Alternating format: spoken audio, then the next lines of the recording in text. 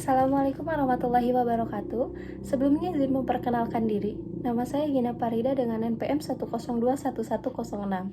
Di sini saya akan mempresentasikan mengenai materi Ma'rifatul Quran sebagai pemenuhan tugas UTS pada mata kuliah Pendidikan Agama Islam yang saat ini didoseni oleh Bapak Maman Suryaman, SEME. Ma'rifatul Quran atau hidup di bawah naungan Al-Quran. Yang pertama ada ta'aruful Quran atau definisi Al-Quran. Menurut bahasa, Quran berarti bacaan. Pengertian seperti ini dikemukakan dalam Al-Quran itu sendiri, salah satunya dalam Quran Surat Al-Qiyamah ayat ke-17 sampai ke-18, yang artinya, sesungguhnya pengumpulan Al-Quran di dalam dadamu dan menetapkan bacaan pada lidahmu, itu adalah tanggungan kami. Karena itu, jika kami telah membacanya, hendaklah kamu ikuti bacaannya.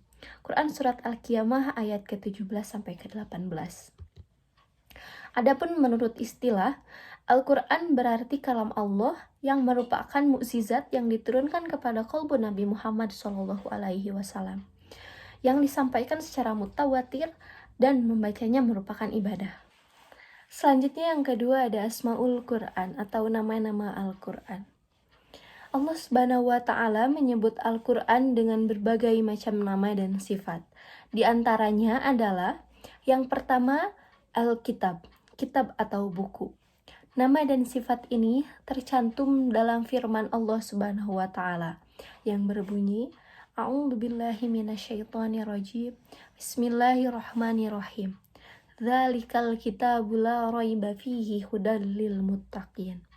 Yang artinya, kitab ini tidak ada keraguan padanya, petunjuk bagi mereka yang bertakwa. Quran Surat Al-Baqarah ayat kedua.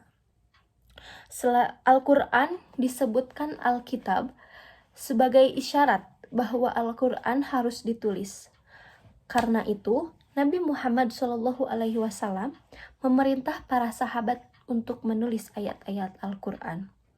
Yang kedua, ada Al-Huda atau petunjuk. Al-Quran disebut Al-Huda atau Hudan atau petunjuk karena ia mengarahkan manusia pada jalan yang lurus, yang menyelamatkan mereka dari keyakinan yang sesat. Yang ketiga ada Al-Furqan atau pembeda. Al-Quran disebut Al-Furqan karena Al-Quran itu adalah pembeda yang hak dan yang batil.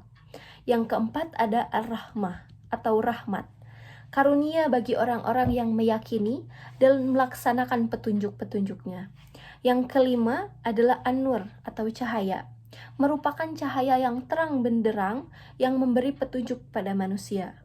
Yang keenam ada Ar-Ruh atau roh, memberi petunjuk pada manusia. Di dalamnya terdapat kehidupan dari kematian kekafiran. Dalam tafsir Jalalain disebutkan kata ruhan, dia adalah Al-Quran yang dengannya hiduplah kalbu-kalbu manusia. Yang ketujuh ada Asy-Syifa atau obat. Karena di dalam Al-Quran terdapat obat bagi segala macam penyakit keraguan, kemusyrikan, kemunafikan, syahwat, dan subhat. Selanjutnya ada Al-Haq atau kebenaran. Karena Al-Quran tidak mengandung keraguan sama sekali di dalamnya. Selanjutnya ada Al-Bayan, karena Al-Quran memberikan penjelasan tentang petunjuk untuk keluar dari kesesatan. Hukum-hukum yang menjadi pedoman bagi manusia dalam hidup dan kehidupannya di dunia dan akhirat. Selanjutnya ada Al-Mau'idah atau pelajaran. Karena Al-Quran mengandung pelajaran-pelajaran yang indah yang dapat memperbaiki akhlak dan amal, perbuatan manusia. Selanjutnya ada Al-Dzikri atau pemberi peringatan. Karena Al-Quran merupakan peringatan tentang berbagai permasalahan, juga pelajaran. Baik, selanjutnya ada Makanatul Quran atau kedudukan Al-Quran. Al-Quran itu sendiri memiliki kedudukan sebagai pedoman hidup umat manusia yang begitu lengkap. Di antaranya yang pertama Al-Quran sebagai kitabun Nabi wal Akbar, yakni kitab yang berisi berita dan kabar.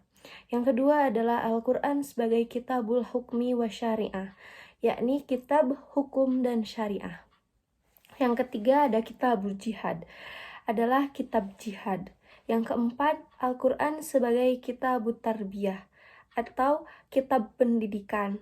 Yang kelima ada Al-Quran sebagai minjahul hayyah, yakni pedoman hidup bagi semua manusia. Baik, yang terakhir ada muktadal imani bil Quran atau konsekuensi iman terhadap Al-Quran. Yang pertama, al-unsu bihi, akrab dengannya yang diimplementasikan dengan ta'alamuhu, mempelajarinya, dan ta'limuhu, mengajarkannya. Yakni mencakup tilawatan, membacanya, fahman, memahaminya, tatbikon, melaksanakannya, dan hifzan, sebagai penghafalnya. Yang kedua, yakni tarbiyatun nafsi bihi, yakni membina diri dengannya. Yang ketiga ada atasimu ahkamuhi, tunduk terhadap hukum-hukumnya. Yang keempat ada ad-dawatu ilaih, yakni menyerukan manusia kepadanya. Dan yang terakhir, yang kelima adalah idamatuhi fil ardi, yakni menegakkannya di muka bumi. Sekian presentasi dari saya. Mohon maaf bila masih banyak kekurangan. Wassalamualaikum warahmatullahi wabarakatuh.